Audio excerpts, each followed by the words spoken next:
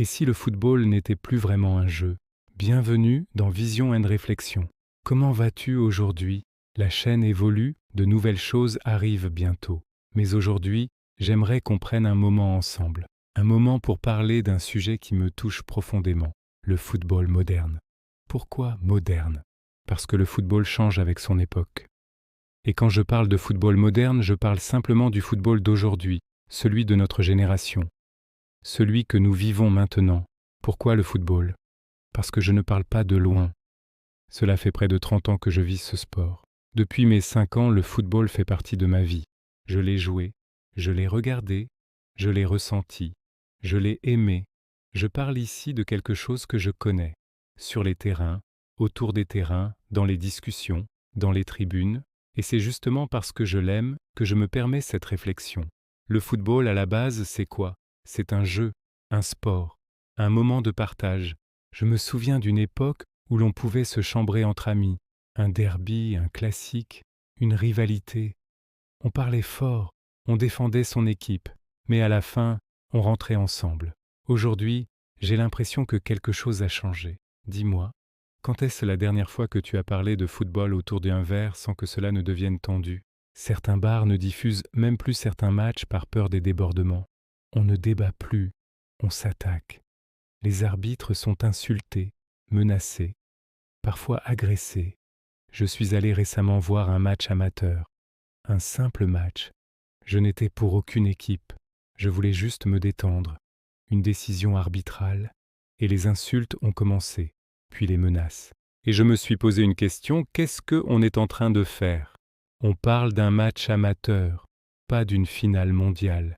Mais finalement, professionnel ou amateur, la frontière devient mince. Et pourtant, en décembre 1914, en pleine Première Guerre mondiale, des soldats ennemis ont cessé le feu spontanément pour célébrer Noël. Sur le front occidental, dans le No Man's Land, des hommes qui se tiraient dessus la veille se sont retrouvés. Ils ont échangé, ils ont partagé, et dans certaines zones, ils ont même joué au football, au cœur d'une guerre. Le football ce jour-là n'était pas une arme, il était un pont, un moment de fraternité au milieu du chaos. Alors aujourd'hui, en temps de paix, comment se fait-il que ce jeu devienne parfois source de haine?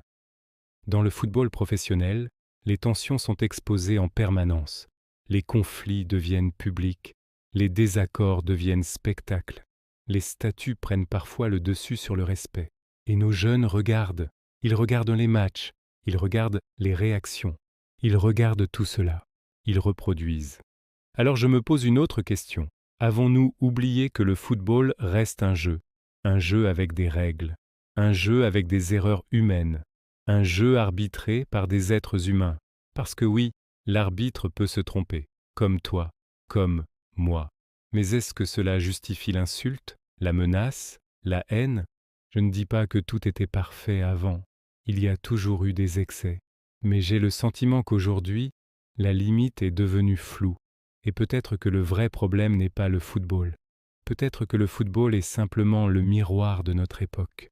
Une époque plus tendue, plus impatiente, plus dans la réaction que dans la réflexion. Alors la vraie question n'est peut-être pas qui est responsable, mais plutôt voulons-nous vraiment que cela change? Parce que le changement est simple. Il tient en un mot, le respect, respecter l'arbitre, respecter l'adversaire, respecter le coach, respecter le joueur, respecter le jeu. Quand je vais voir un match, est-ce que j'y vais pour apprécier le sport ou pour déverser une frustration? Quand je parle de football, est-ce que je parle avec passion ou avec agressivité? En face, ce sont des êtres humains, avec des familles, des parents, des enfants. Avant de prononcer certains mots, pense-y. Je ne donne aucune leçon, je ne pointe personne du doigt. Je parle aussi pour moi. Parce que si nous voulons redonner à notre jeunesse une passion saine, une flamme positive, cela commence par nous.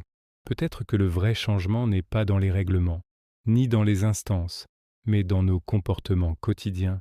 Et si nous n'avions pas oublié le football, mais simplement oublié ce qu'il représente?